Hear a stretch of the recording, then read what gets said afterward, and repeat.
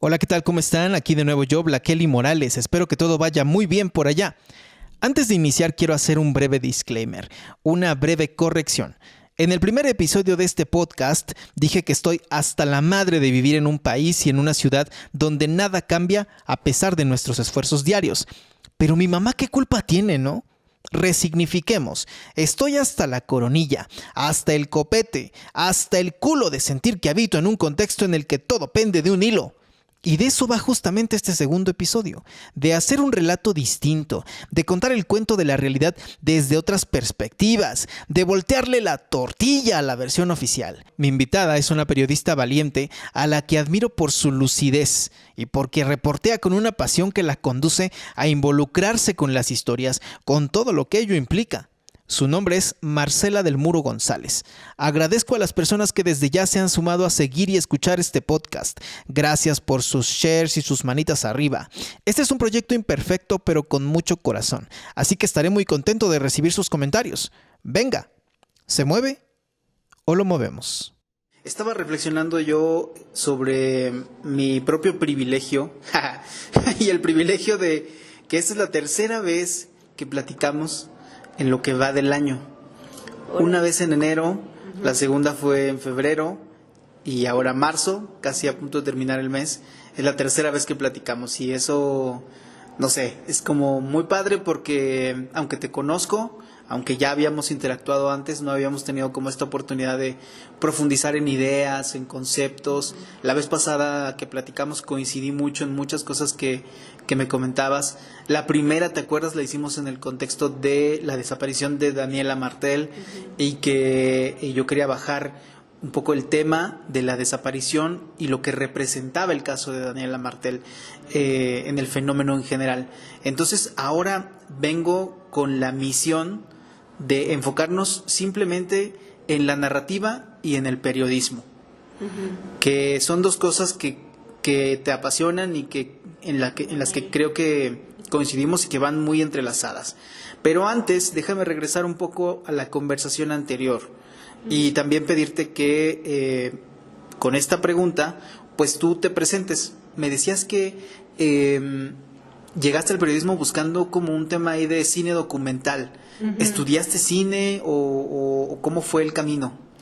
Pues yo me fui a Francia en el 2014-2015 a hacer una que se llama como maestría, pero es más como un diplomado en arte del espectáculo, en específico cine.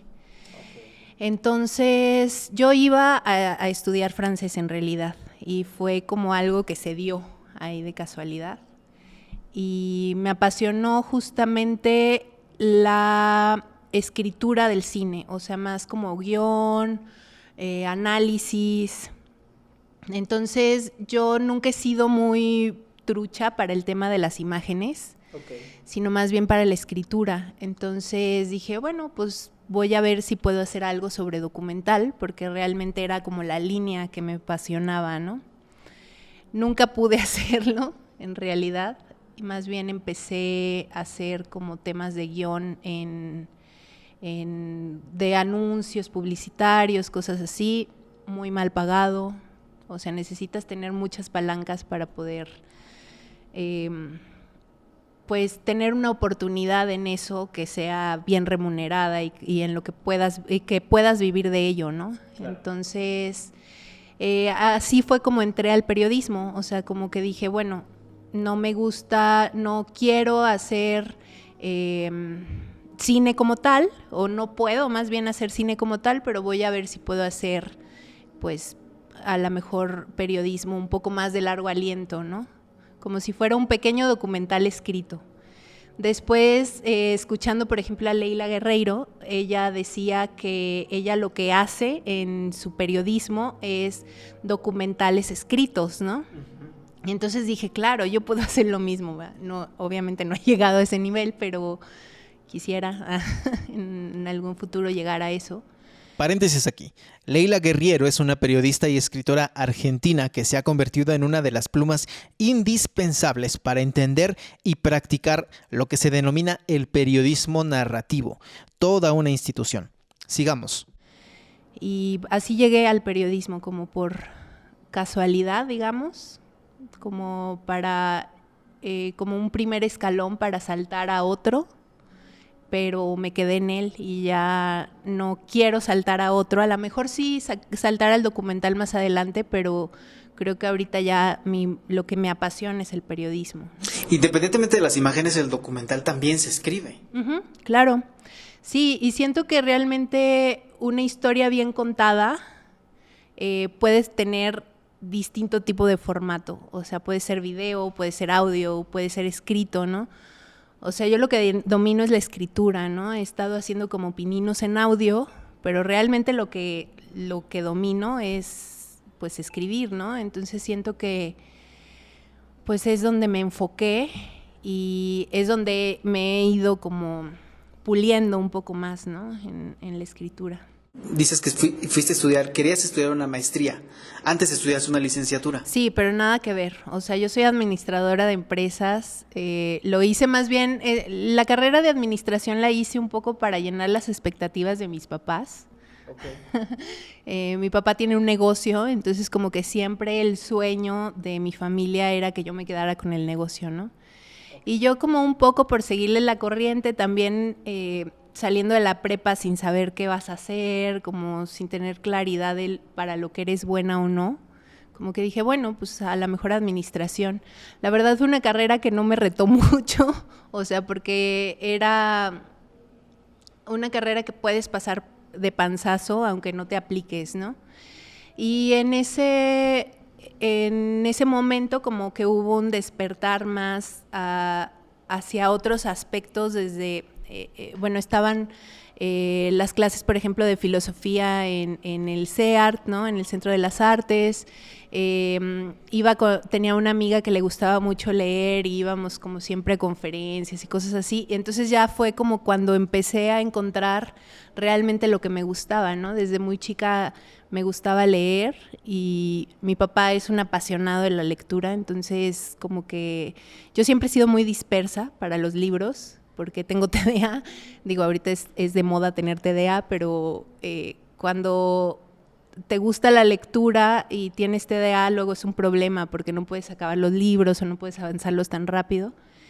Y ese siempre fue un reto porque mi papá era un apasionado de la lectura, ¿no? Entonces él se comía un libro en un día y yo me tardaba 2 meses en acabarlo de leer, ¿no? Entonces era como retarte a estar ahí, no tanto en competencia, sino más bien como pues intentando ser un poco más normal, digamos, ¿no? Y poder platicar con mi papá de cosas que a él le interesaban, ¿no? Ya veo, ok. Pero en esa búsqueda del cine documental que tú iniciaste, también había como una inquietud, yo pienso, tú me dirás, en torno a la realidad, ¿no? O sea... Sí, siento que en mi familia siempre ha existido... o sea, ellos no son mucho de las noticias, de ver noticias, ni de leer diarios, ni cosas así. Entonces yo siempre estaba como interesada en saber qué pasaba porque en mi familia nunca se hablaba de eso, ¿no? O sea, de hecho, por ejemplo, a mis primos chicos les prohibían ver noticieros cuando eran niños, ¿no? O sea, cuando estaban en crecimiento. Y de hecho ahorita pues ellos no tienen un interés en el tema noticioso precisamente por eso, porque venimos de una familia donde eso no es relevante, ¿no? O sea, no... Y yo era como lo contrario, o sea, como que siempre estaba buscando qué estaba pasando o por qué estaba pasando eso, ¿no?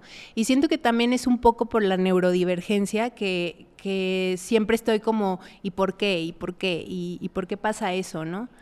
Entonces, a mí lo que me pasa es que hago hiperfocos con temas y trato de encontrar todo lo que exista sobre eso, ¿no?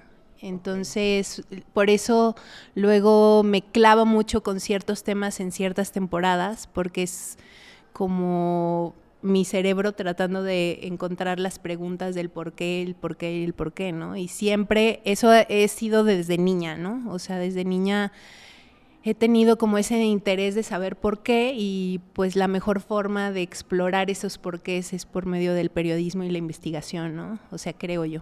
en lo personal. Y una de esas historias que tú recuerdes en las que hayas indagado en la juventud, en la infancia, ¿cuál sería?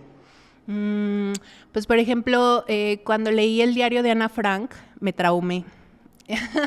Así me traumé con el tema de la Segunda Guerra y fue así como, no, pero más, o sea, como que mi línea siempre iba hacia los niños, ¿no? Y hacia las víctimas. ¿Y qué pasaba con eso, no? ¿Y por qué tantas? Y luego vi La vida es bella y, no, hay un trauma porque fui a la biblioteca de mi abuelo, el papá de mi mamá.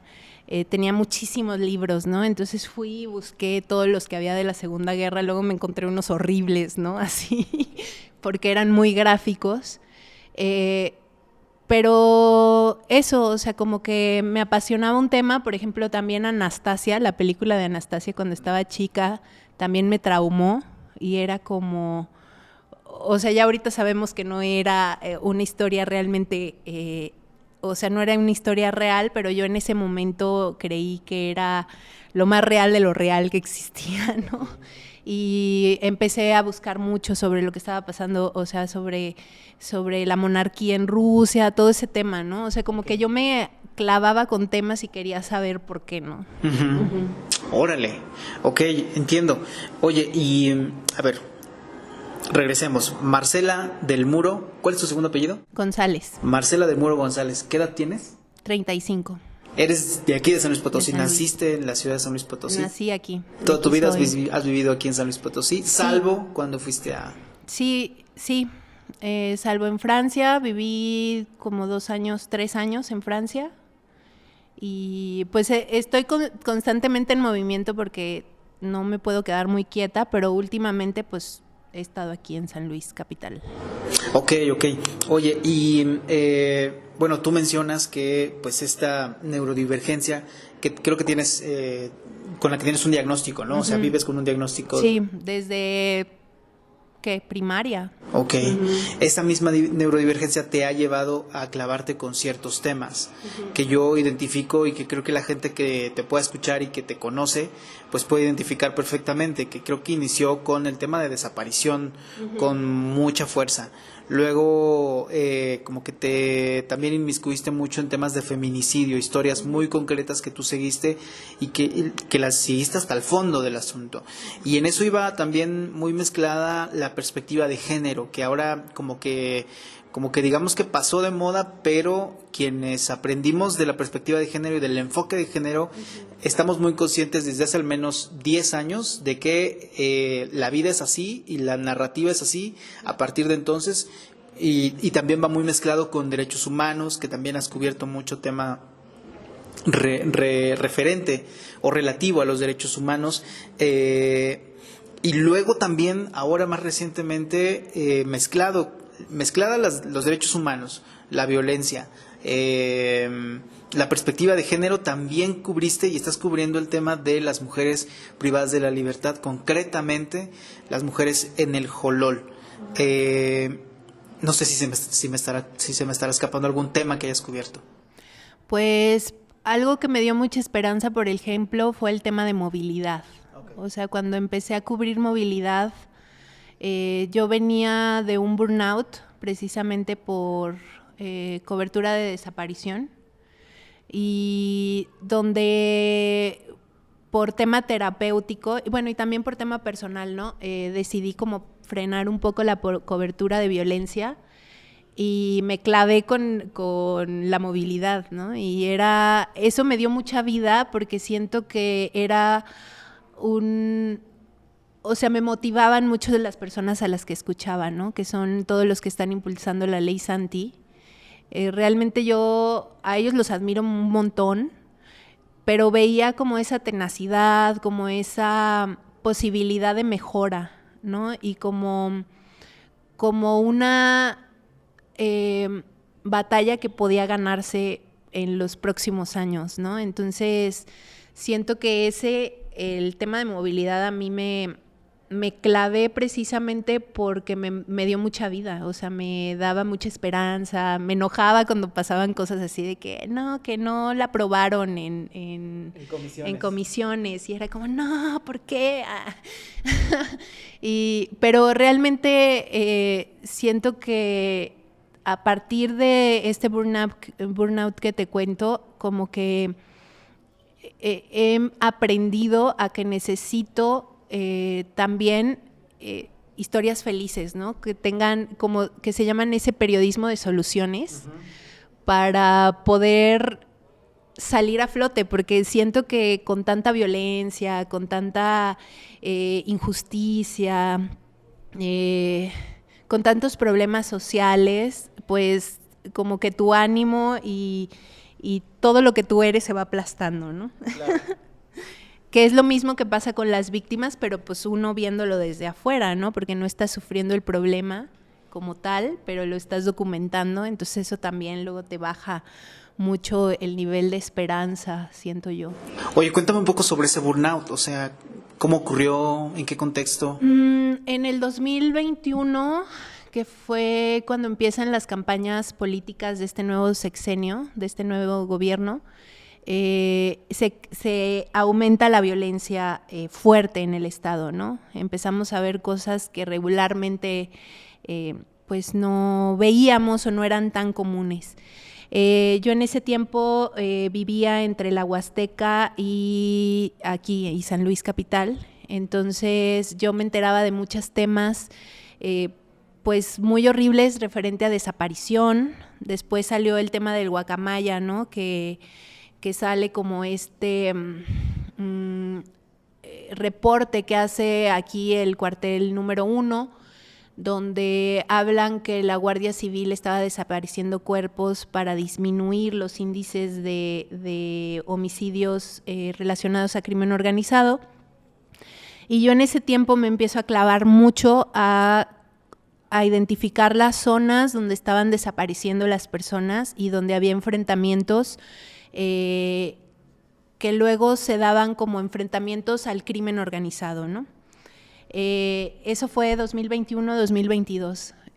Luego tengo ahí una cuestión personal de un quiebre amoroso y eso, o sea, literal me enterró. O sea, esos dos temas, yo estaba como muy presionada, estaba cubriendo mucha violencia, esa desesperanza que te llega al no ver una salida y al ver que las cifras de desaparición iban aumentando. Y llegó un momento en el que yo ya no podía escribir. O sea, primero batallaba mucho para escribir sobre desaparición en concreto, que era, o sea, por ejemplo, yo prometí un texto y lo sacaba a veces hasta en un mes. O sea, regularmente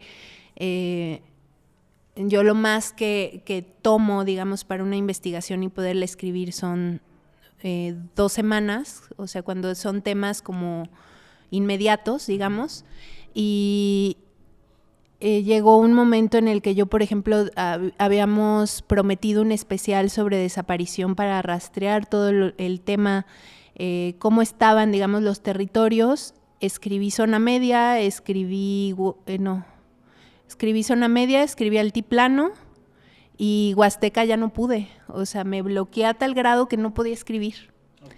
Y después eso se extendió a otros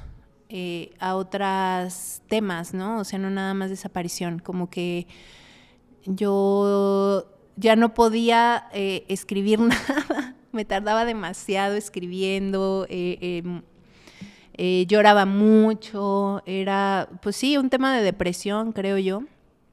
Me empecé a tratar y fue cuando decidí poner como un freno, digamos, un alto en la cobertura de desaparición. Fue algo también como muy doloroso y que me causó mucha culpa, ¿no? Porque era como, híjole, es que es un tema que yo siempre he tratado de entender, ¿no? Y que me he dedicado a intentar, más que entender historias en específico, sino entender lo complejo con el fenómeno de la desaparición en San Luis y en otros territorios que están cerca de San Luis, ¿no? Entonces, pues fue un tema doloroso porque sí, sentía mucha culpa, me forzaba mucho a seguir escribiendo, hasta que dije, no, o sea, te estás haciendo un chorro de daño, bájale, ¿no? Y la última cobertura que hice sobre desaparición fue ya con Narrativas Dignas, que es la organización en la que estoy. digamos, documentando el primer memorial que hicimos, que fue el de los 4 chicos desaparecidos en Lagos. Ese fue el último tema que yo cubrí sobre desaparición. Y hasta la fecha, ahorita estoy otra vez retomando la cobertura, pero ya he ido lento, ¿no? O sea, he tratado de enfocar mis temas en otras áreas y dejar la desaparición más como un análisis personal para en unas semanas más escribir, ¿no? Okay. Y qué bueno que lo mencionas, porque me sirve a mí para pasar de lleno al tema para el que te convoqué para este ejercicio, que es hablar de narrativas y de periodismo. Narrativas dignas surge, entiendo entonces, como una especie de salvavidas para ti, pero también como una necesidad, sí, tuya, personal, digamos, profesional, pero también del contexto. Cuéntame cómo surgió Narrativas Dignas, qué es Narrativas Dignas para la gente que no conoce el proyecto todavía. Bueno, Narrativas Dignas nace hace como 2 años, un poquito más de 2 años, a partir de este quiebre, ¿no? Fue una forma, bueno, yo con las amigas con las que hago narrativas, que es Sofía Córdoba, sobre todo con Sofía Córdoba, con la China, y con Nidia Morales, hablaba mucho sobre la forma como se cubrían los casos de feminicidio en específico. Desde el acompañamiento a la colectiva de Por Ellas, por Nosotras y por Todas, que es esta colectiva de feminicidios, y siempre hablábamos como de esas áreas de oportunidad, digámoslo de alguna forma, ¿no? En el periodismo y en la manera como se narran los casos de feminicidio, ¿no? O sea, siento que las historias de los casos y sobre todo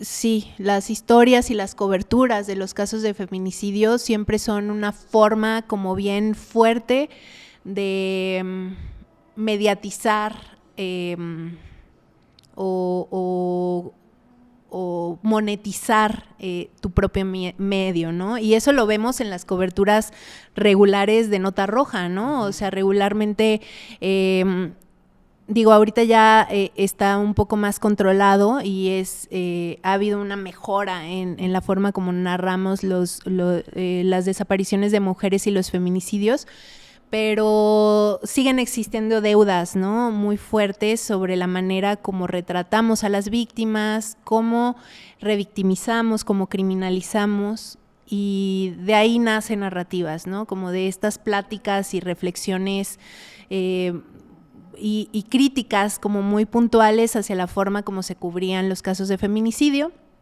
En eso justamente estaba explotando el tema de la violencia aquí en San Luis, como en este desajuste criminal, y empiezo a ver cómo eso que nosotros analizábamos en el feminicidio, de criminalización y de revictimización constante, se estaba viviendo en ese momento a las víctimas de desaparición, ¿no? Okay. Entonces sale una beca de una organización que se llama Global Initiative, y yo en ese tiempo, pues, no sé, tenía como un desajuste monetario. Digo, el periodismo es como muy precario, pero en ese tiempo estaba como hundida en la precariedad. Y decidí aplicar a esa beca justamente con este proyecto que no tenía nombre, ¿no? O sea, no era un proyecto para hablar justamente de la forma como se narran los casos de feminicidio y de desaparición, específico en San Luis Potosí, pero también con la idea de dar nuevas aristas hacia una cobertura más digna, hacia una cobertura más enfocada a las víctimas y hacia un señalamiento directo a la manera como el Estado utiliza las narrativas y las historias de las víctimas para también ellos desentenderse de su obligación al acceso a la justicia, ¿no? Ahora continuaremos ahondando en cómo surgió el proyecto Narrativas Dignas. Por lo pronto les recomiendo que la sigan. Es una plataforma para resignificar las historias desde la perspectiva de las víctimas y pueden encontrarla googleando Narrativas Dignas o ir a su perfil en Instagram. Continuemos.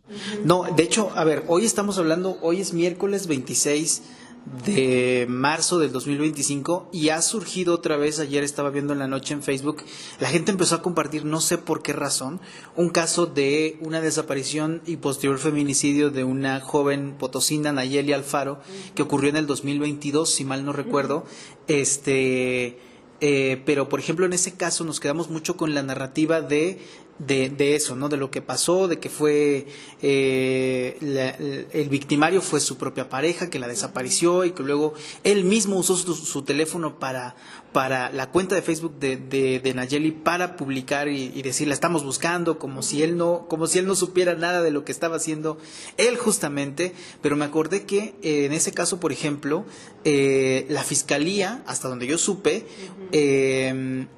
forzó a la familia o la convenció de que no era lo mejor inculpar a Uriel, se llama, de feminicidio, que porque la pena no sería tan grande si lo culpaban por homicidio, desaparición cometida por particulares y otro delito que ahora no recuerdo. Pero ¿cómo nos quedamos con la narrativa de que desapareció, de que fue asesinada por su pareja, pero no supimos un trasfondo en el que estuvo involucrada la institución y en este caso la fiscalía? Tú mencionas algo que me parece muy interesante y lo traigo a colación ahora porque creo que tiene mucho que ver con este tipo de casos.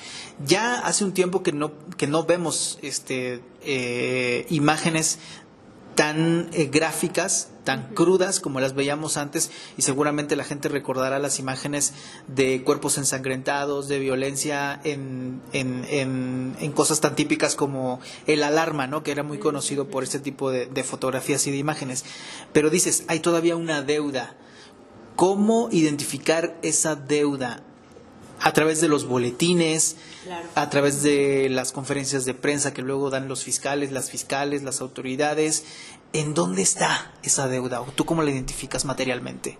Pues sí, en eso y por ejemplo en el tema de filtraciones, ¿no? Hablando del caso de Nayeli, la fiscalía filtró no recuerdo qué medio fue, creo que fue el Código San Luis, filtró un video del hijo de Nayeli, que es menor de edad, diciendo que su mamá lloraba mucho y cosas así, ¿no? La familia no autorizó ese video y aún así la fiscalía, era una prueba, parte de la carpeta de investigación, y para sostener el caso la fiscalía lo filtró a medios de comunicación. Okay.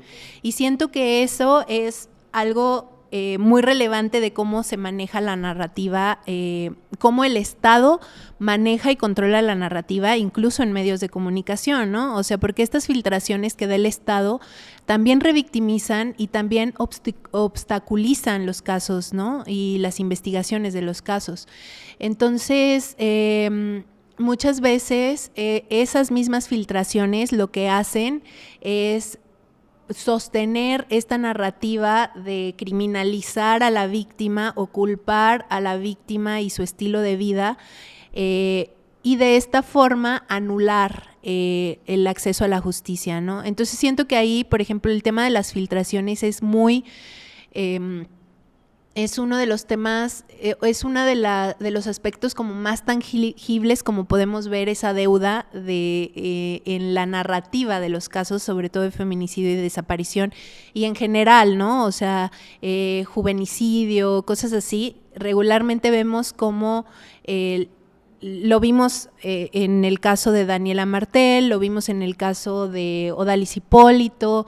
O sea, tenemos como un abanico de casos donde las filtraciones de videos, de información, de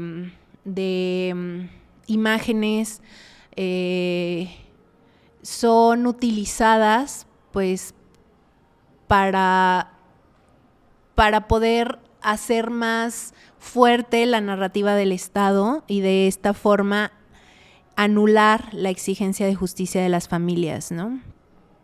Entonces, y ahí siento que nosotros como periodistas y comunicadores tenemos muchísimo que ver, porque deberíamos de ser un poco más analíticos o más sensibles, o sea, a los casos a los casos que estamos tratando, para no permitir que una filtración interfiera en la manera como la sociedad ve y exige justicia por la víctima, ¿no? Y la filtración como base de la narrativa oficial. Sí, claro. Y eso creo que lo que hace es anular completamente la narrativa de las víctimas, porque muchas veces las víctimas no tienen el poder de contar con medios de comunicación que replique sus historias o que comunique sus historias. Estamos hablando de las víctimas indirectas, es decir, Claro, la familia. La familia. Entonces te das cuenta que ellos no tienen la posibilidad, cuando el Estado tiene a todos los medios de comunicación cooptados, o, no todos, pero gran mayoría, ¿no? Y esto lo sostiene también un convenio, ¿no? Convenios que son la manera como se sostienen muchos de los medios y que se sostienen bien.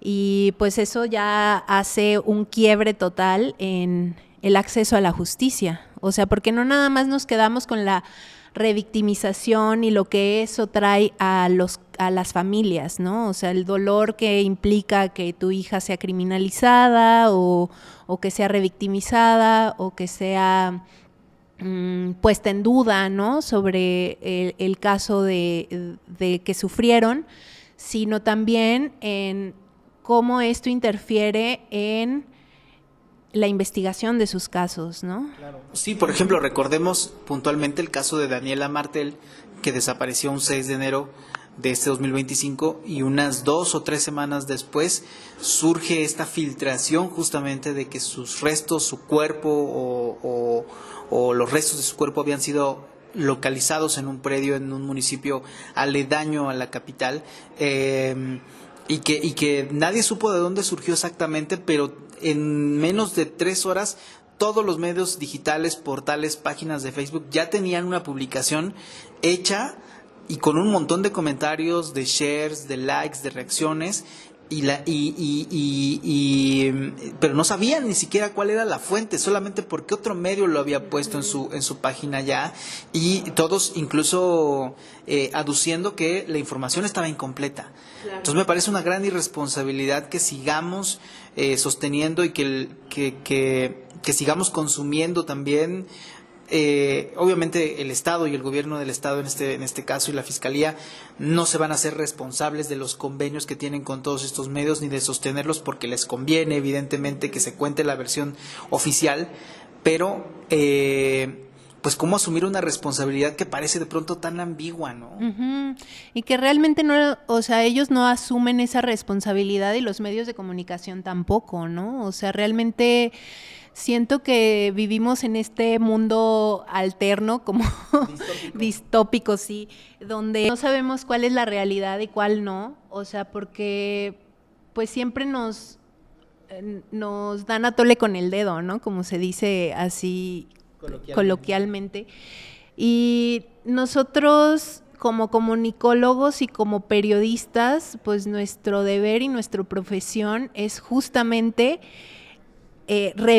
derribar esas barreras para poder encontrar verdades, ¿no? O encontrar también todas las aristas de las historias, dar contexto sobre todo. Y siento que lo que tiende a pasar en esas situaciones de filtración es que no existe el contexto se anula, el contexto de violencia, los contextos generalizados de violencia, ¿no? Y los contextos individuales de violencia de la víctima. Esos quedan anulados y únicamente se filtra la información que más conviene a los intereses del Estado, ¿no? Por ejemplo, en este caso de Daniela, a mí se me hace bien relevante, porque esa información, o sea, de que había un cuerpo calcinado en el lugar, fue algo que la Fiscalía negó. Claro. Entonces, después, un mes después, cuando salieron las pruebas, salió que sí era, ¿no? Claro. Entonces, ¿por qué no comunicas desde un principio que sí existieron esos indicios, ¿no? O sea, ¿por qué no nada más lo das como, bueno, pues puede ser que alguien lo haya filtrado, pero no sabemos si esa información de dónde vino? y no es real, ¿no? Cuando pues te das cuenta un mes después de que sí era real y que se pudo haber dicho desde antes. Pero otro tema también ahí es que las víctimas tienen el derecho a ser los primeros en ser informados, ¿no? Y en cierto punto ellos deberían, que eso en todo México no pasa, ellos deberían de dar, digamos, como su punto de vista sobre si se da esa información o no. Claro. Pero las fiscalías regularmente, antes de hablar con las familias, incluso dan la conferencia de prensa o ya se filtró la información o ya sacaron el comunicado y luego las personas se vienen dando cuenta que su familiar era ese hasta semanas después porque la prensa los busca, ¿no? Entonces ese es un gran problema, o sea que nosotros también como medios no nos ponemos a señalar, ¿no? O sea, ¿por qué se hace una conferencia de prensa, por ejemplo, en el caso de Odalis, ¿no? O sea, ¿por qué se da una conferencia de prensa diciendo que era una drogadicta y era una niña de la calle? 2 días después de que se encontró el cuerpo, sin un examen toxicológico todavía, nada más con las declaraciones del exnovio. ¿Y por qué no se da espacio a las declaraciones de las familias, no? O sea, por ejemplo, esa conferencia de prensa que la dio en Fiscalía Castillo Celestino, que fue 2018, creo que fue el caso de Odalis, causó que la familia emitiera una queja contra la Fiscalía en la Comisión Estatal de Derechos Humanos, ¿no? Precisamente porque a ellos no le habían dado información. O sea, el papá creo que ese mismo día o un día antes había ido a ampliar la declaración, no le permitieron ampliar la declaración, no le dieron información sobre su caso y un día después, como era un caso muy mediático porque se encontró en la vía pública, dan su conferencia de prensa hablando sobre esto, ¿no? Entonces siento que eso es algo que nosotros como medios deberíamos de señalar más y que también es parte de la historia, o sea, ¿por qué anulamos esa parte de la historia y nada más vemos lo que nos dicen la fuente oficial, ¿no?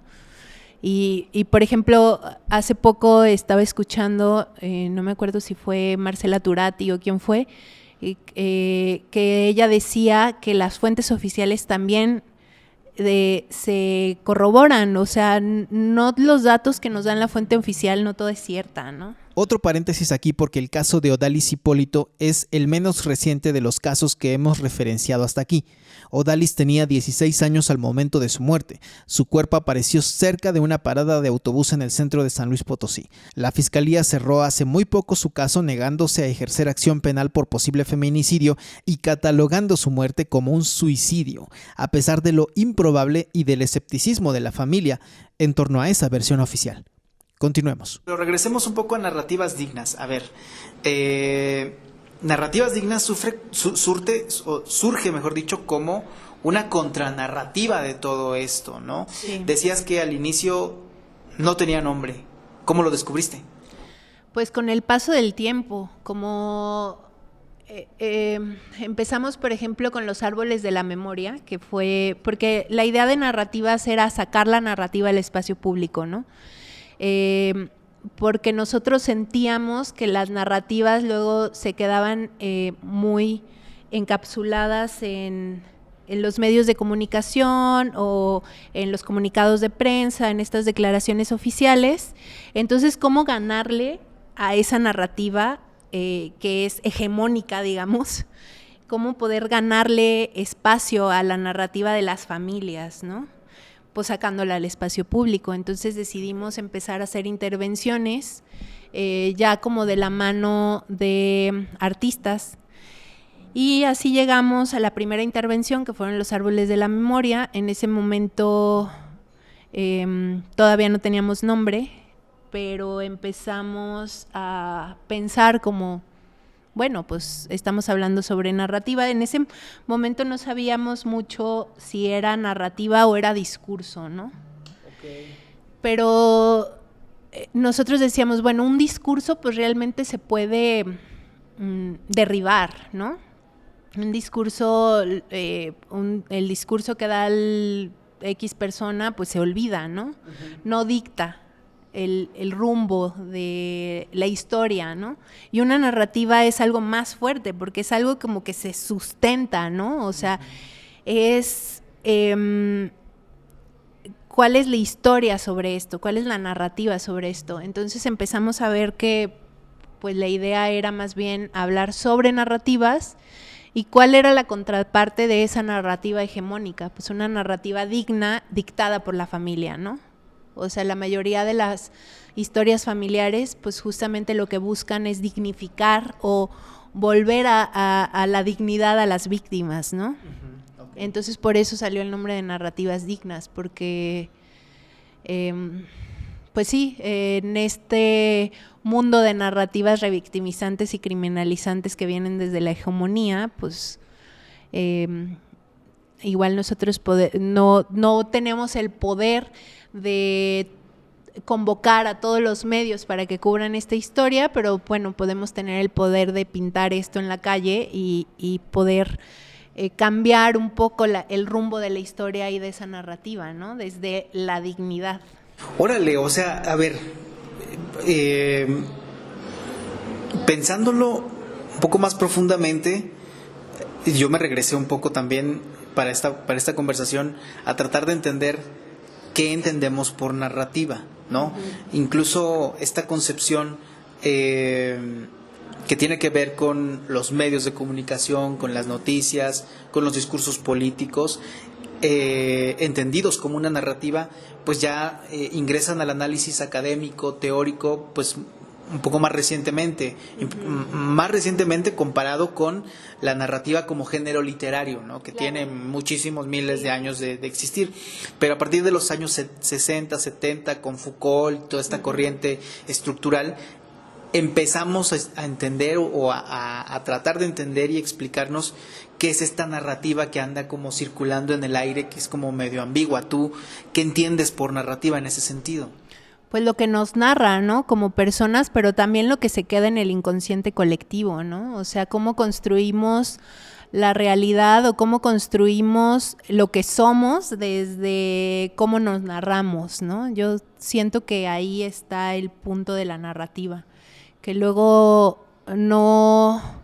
O sea, la narrativa no es nada más lo que se dice o lo que se lee, sino también lo que vemos en la tele, lo que escuchamos, incluso las opiniones personales, ¿no? También dictan este inconsciente colectivo que nos rige en todo momento y que construye las historias de un tiempo, ¿no? O sea...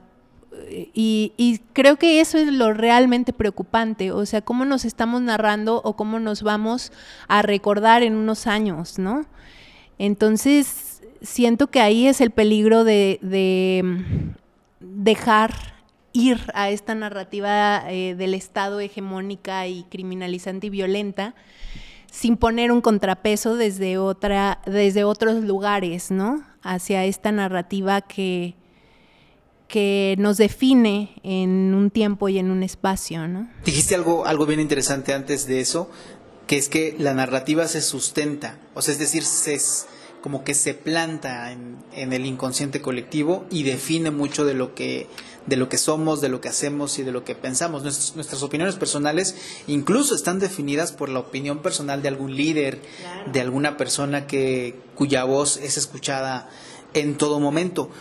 ¿Tú qué crees que ha cambiado a partir de que ingresamos a este debate? O sea, yo veo, por ejemplo, a un gobernador en San Luis Potosí que habla muchísimo. Por ejemplo, tuvimos un presidente de la República que hablaba muchísimo y que su narrativa era muy influyente. Hoy yo no sé qué tanto una narrativa oficial, hablando específicamente del caso de San Luis Potosí, influya en cómo opinamos o en cómo opina la mayoría de la gente. ¿Tú cómo ves? Pues yo siento que ahorita la ventaja que tenemos es que ya estamos hartos. No, pero siento que hemos ganado espacio, digamos, a cuestionar esa narrativa oficial por medio de las redes sociales, ¿no? O sea, ellos, hablando del Estado, ¿no? Pues tienen todo el poder económico y político para poder enjaretarnos ciertas opiniones o ciertas sí, ciertas opiniones, ¿no? Y ciertos hechos, entre comillas, ¿no? O ciertas realidades, entre comillas, ¿no? Porque pues tienen todo para hacerlo. Pero siento que ahora también hay un hartazgo que hace ver más allá, ¿no?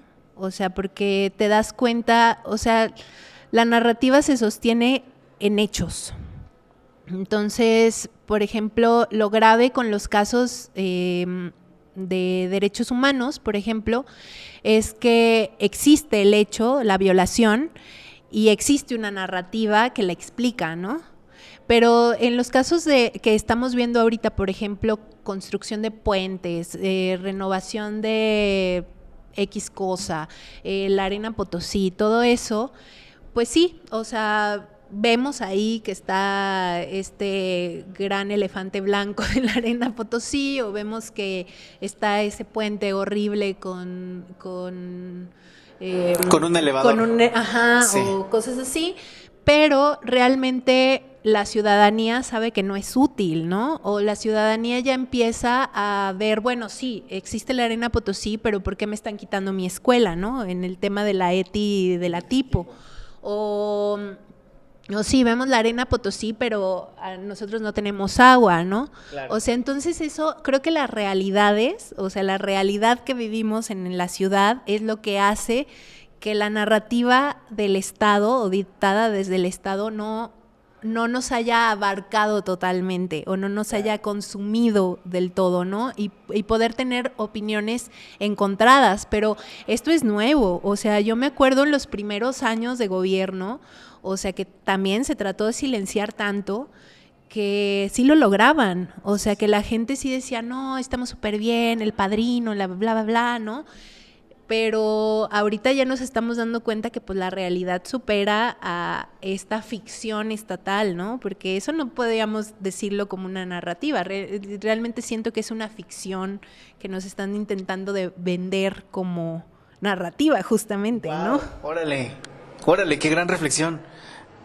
Por ejemplo, recordaba ahorita mismo que hace unos días se intentó decir que en San Luis Potosí no hay fosas. Claro. ¿Te acuerdas? Por el tema de Teuchitlán que surgió hace unos días, se dijo, no, en San Luis Potosí no hay fosas.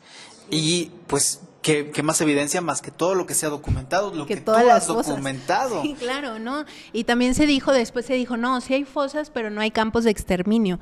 Y luego te vas años atrás, a 2019, por ejemplo, que empezaron las exploraciones en Matanzas, en el ejido Matanzas en Moctezuma, y te das cuenta que los campos de exterminio están en todos lados, o sea, no nada más aquí. Ayer estaba checando justamente el mapa de fosas de a dónde van los desaparecidos y en San Luis es de los primeros estados donde se encontraron fosas clandestinas en México. O sea, desde el 2013 hay registro de fosas clandestinas en el estado. Entonces dices, ¿por qué negar algo que no puedes sostener?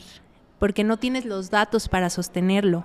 O sea, nada más estás tratando de engañarnos para suavizar un poco la realidad que está enfrentando todo México. O sea, en lugar de asumirlo como decir, sí, somos parte de un país que está consumido por la violencia y estamos haciendo esto y lo otro para enfrentar este problema, pues te pones a negar algo que es innegable. O sea, esto que tú dices de que ni siquiera es una narrativa oficial, lo que cuenta y lo que se cuenta a sí mismo el gobierno del estado de San Luis Potosí, sino que es una ficción, me parece muy fuerte y muy profundo. Te agradezco mucho esa reflexión porque, o sea, la ficción, entendida como algo que no es falso, pero no es totalmente verídico. O sea, no es una verdad a medias ahí. Eso. Es una verdad a medias y a ver, yo creo que tendríamos que hacer como un análisis cosa por cosa, porque en cada cosa que vayamos analizando va a haber una narrativa oficial, una ficción oficial, por así decirlo ahora, y una realidad que deshace y que derrumba esa narrativa oficial. Hablamos ahorita y tú hablaste, por ejemplo, de la movilidad, ¿no?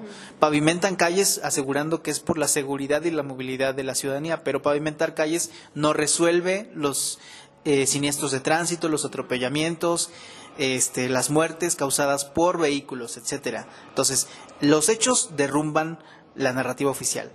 Es eso por el lado de la movilidad. Luego, si vamos con el tema de violencia, desapariciones, feminicidios, derechos humanos, pues tampoco. O sea, tampoco la ficción oficial se sostiene porque la realidad la derrumba. Luego, si vamos también con otro tema de derechos humanos, el tema de las mujeres privadas de la libertad en el Jolol, que sabemos que no están en las mejores condiciones, que no tienen oportunidades laborales, que no tienen acceso a la salud, a la dignidad humana básicamente. Aunque se diga lo contrario, nosotros lo sabemos, y los hechos y las historias y la realidad ahí está para derrumbarla. Y ahora, por ejemplo, hablando también de algo que engloba muchos de estos temas, pero que es muy específico, por ejemplo, el tema de feminismos, de marchas de mujeres exigiendo derechos humanos, exigiendo equidad, igualdad. Por ejemplo, el 8M. Me parece muy representativo y quiero traerlo a colación porque hay como un montón de narrativas ahí, siento yo. La oficial, la misógina, la mediática, y la de las mujeres, obviamente, que debería ser la preponderante. Pero, por ejemplo, aquí en San Luis Potosí, algo que vimos el pasado 8 de marzo fue algo bien curioso y bien sui generis, creo yo. Se habla de que hubo infiltrados, gente que pues estaba ahí para reventar y para provocar desmanes y violencia, que de hecho se vio, ¿no? Se vio en agresiones cuestionables en contra de mujeres reporteras, periodistas de San Luis Potosí y de otros lugares. Pero al final de cuentas eso como que sucede ahí o sucedió ahí, pero sucedió también para alimentar la otra narrativa exterior, que era la de los hombres misóginos o machistas, que a través de redes sociales aprovechan ese tipo de circunstancias para decir, miren, ahí están, ellas son las violentas, ellas salen a querer erradicar una violencia que ellas mismas ejercen. Entonces, yo aquí tengo un esquema aquí un poco improvisado. Creo que podríamos hablar de narrativa y establecer como 3 líneas. En el centro está lo establecido, el status quo, la narrativa oficial. Al extremo izquierdo está el ideal, por así decirlo, así muy lejos, o no tan lejos, pero digamos distante. La narrativa ideal que, como dices, debería estar basada en los hechos y que es la que creo que debería ser preponderante. Y del otro lado tengo las contranarrativas, es decir, estos esfuerzos como el tuyo desde narrativas dignas, como el de varios esfuerzos periodísticos en la ciudad y mediáticos también, que están tratando de contrarrestar la narrativa oficial, lo establecido, para tratar de llegar al ideal. No sé qué tanto sea posible y no sé qué tanto un poco este caos habría que ordenarlo, por ejemplo en el tema de 8M, de feminismo y de un debate que es, creo, global, o sea, que trasciende de San Luis Potosí y de México. No sé qué tanto habría que empezar por ahí, o sea, por ponerle orden y por decir, a ver, esta es la narrativa oficial, este es el status quo, esta es la narrativa de la que se aprovechan ciertos personajes para culpar a las víctimas. Esta es la otra narrativa que sirve para justificar o para culpabilizar a las mujeres que salen a marchar. Y del otro lado, pues las mujeres, ¿no? Que dicen, o sea, mira, aquí está la pared de la cual te quejas y es en realidad la misma en la que tú orinas todos los sábados por la noche, ¿no? Claro. Habría que empezar por ponerle orden, ¿no crees? Claro, pues creo que lo que nos hace mucha falta es los contextos. O sea, comprender los contextos de las historias, ¿no? O sea, ¿qué hizo que se desatara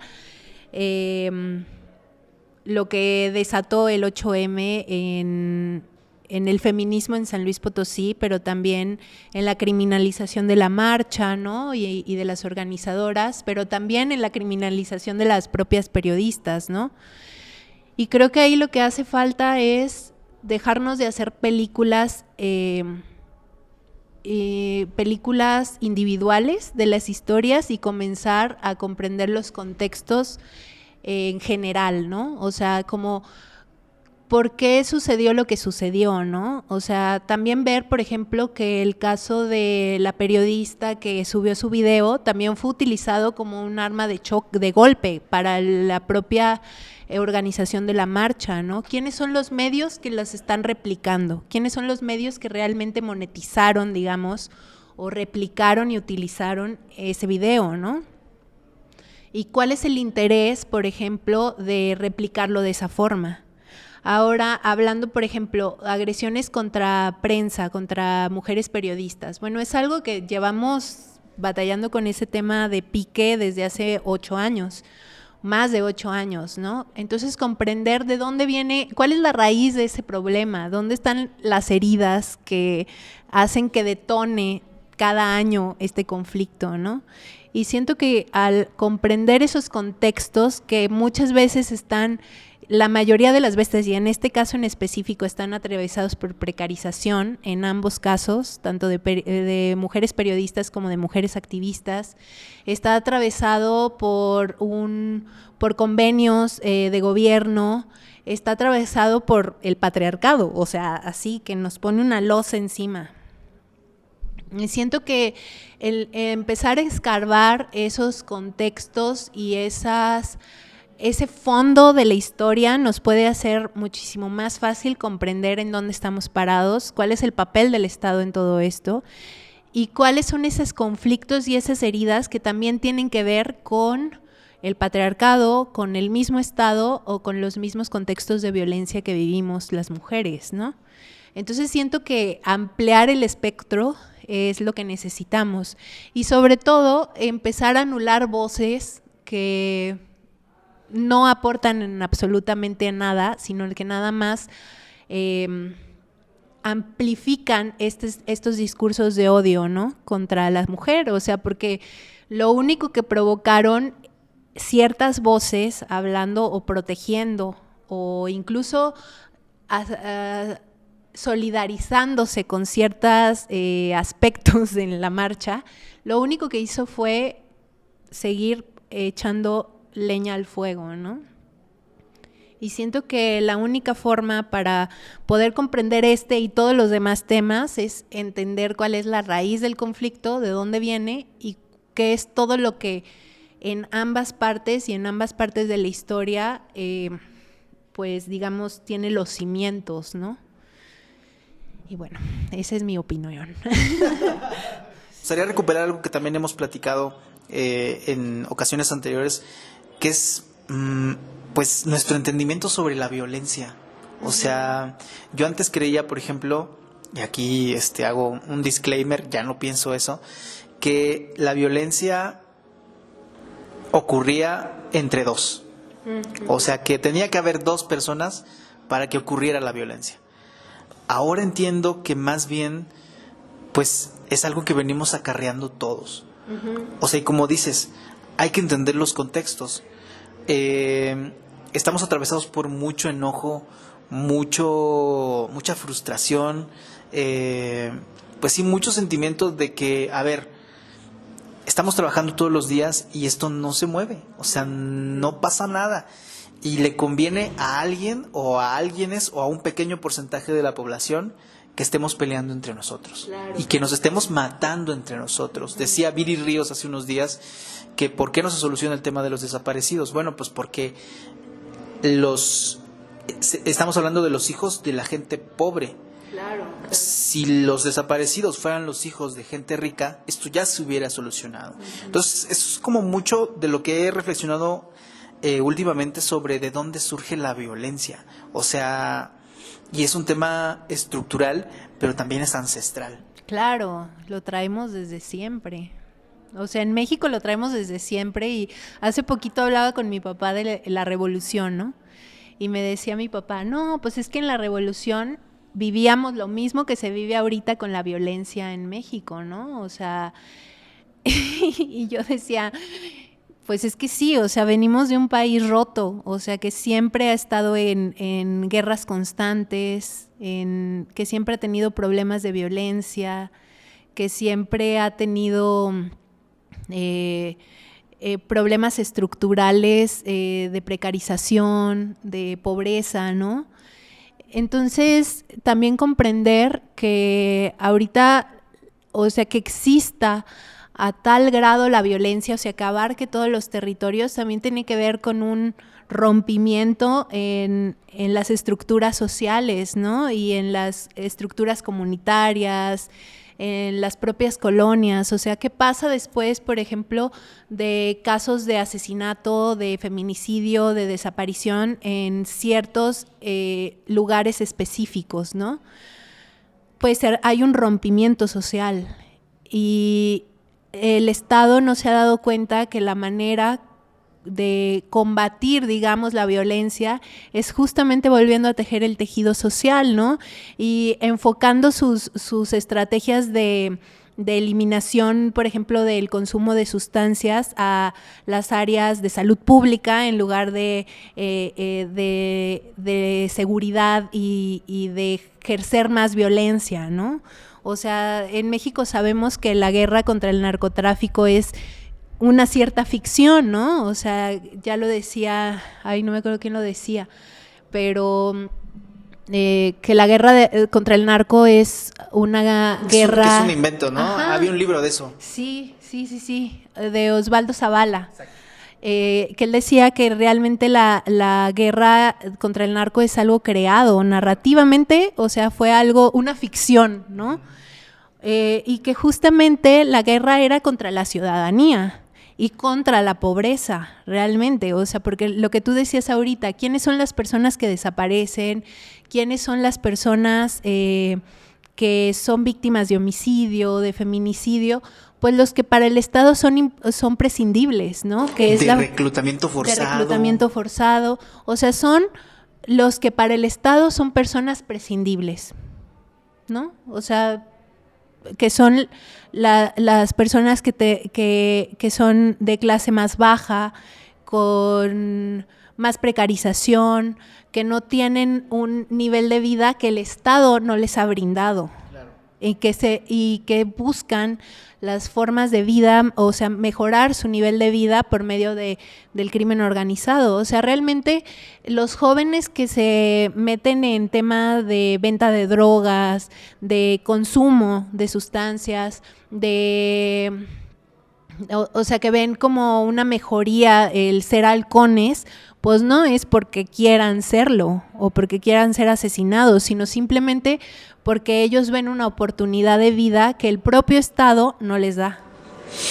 Yo agregaría, son invisibles para el Estado, son prescindibles para el Estado, pero también son invisibles y sin importancia para el poder económico, claro, para la hegemonía económica. Uh-huh, uh-huh.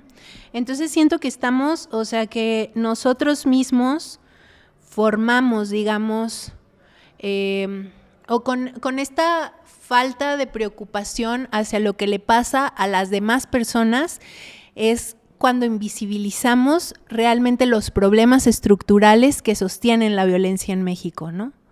O sea, porque si realmente nos pusiéramos o estudiáramos esos problemas estructurales de raíz, sabríamos que la violencia en sí no es el dealer que está vendiendo marihuana o que está vendiendo cristal, ¿no? O sea, sino que también hay todo un aparato que es un aparato criminal, ¿no? Crimen organizado como tal, que abarca todo, ¿no? O sea, abarca gobierno, abarca estructuras empresariales, abarca, sí, obviamente, narcotráfico y otras tipos de negocio ilícitos, ¿no? Claro. Entonces realmente estamos, o sea, ¿cuál sería la única forma de combatir la violencia? Pues justamente derribando esas estructuras criminales que están en lo más alto, ¿no? O sea, porque no nada más es el Chapo, por ejemplo, ¿no? Claro. O el Mencho en Jalisco, o sea, tenemos a gobernadores, presidentes de cámaras, tenemos a un poder económico y político que sostiene a esos criminales, ¿no? Entonces, más bien es ponernos a pensar en que la única forma como podríamos a lo mejor disminuir un poco la violencia sería en volver a tejer en volver a reconstruir ese tejido social que está roto, ¿no? Y poder, pues, a lo mejor ser más empáticos con lo que le pasa a otras personas, aunque no sean de tu mismo nivel socioeconómico, ¿no? Te voy a hacer una pregunta que creo que se va a ir como instaurando ya en parte del cuestionario que voy a hacer a los siguientes invitados e invitadas. ¿Tú qué consejo nos das o qué consejo das en general para hacer colectividad, hacer comunidad? Uy, pues hablar, ¿no? Creo que tendemos mucho a no escucharnos y a hablar más de lo que nos permitimos comprender lo que los demás piensan, ¿no? O como a que nuestra opinión gana muchas veces, ¿no? Y siento que la única forma de tejer colectividad y de trabajar con otras personas es escuchándonos. O sea, cuál es la necesidad de él, cuál es el trabajo de él, qué es lo que él está viviendo para poder comprendernos. Entonces siento que la escucha sería como una parte fundamental para poder tejer comunidad, ¿no? Y ya sobre eso, pues digo, no tenemos que estar todos así en sintonía. Sí, no. O sea, más bien comprender cada uno su forma de ver el mundo y entonces sí integrarse para ser o hacer desde un colectivo, ¿no? Para poder derribar juntos esta estructura y la narrativa oficial. Ya para cerrar ahora sí, ¿qué viene? O sea, ¿qué está pasando con Narrativas Dignas? Cuéntanos un poco. Bueno, Narrativas ahorita está trabajando en un nuevo memorial en Río Verde para mujeres víctimas de desaparición. Vamos a hacer un memorial que se va a instalar el 14 de junio en Río Verde para Perla Padrón, que es una mujer desaparecida en el 2013. Y pues ahorita justamente estamos empezando la documentación. Sacamos una convocatoria para más familias de víctimas de desaparición en la zona media para poder tener fichas de búsqueda, digamos, que se incluyan en ese memorial. Y ahorita tenemos más de 45 fichas de búsqueda en la zona media nada más. Y eso nos va a permitir como justamente buscar patrones, ver, pues empezar a comprender lo que se vive en el fenómeno de la desaparición en esa zona, ¿no? Río Verde fue de los municipios en San Luis que empezó primero con tema de desaparición. Ellos empezaron desde 2010 a registrarse casos de desaparición, sobre todo ahí se vio muy claro cómo los primeros en desaparecer fueron policías municipales, ¿no?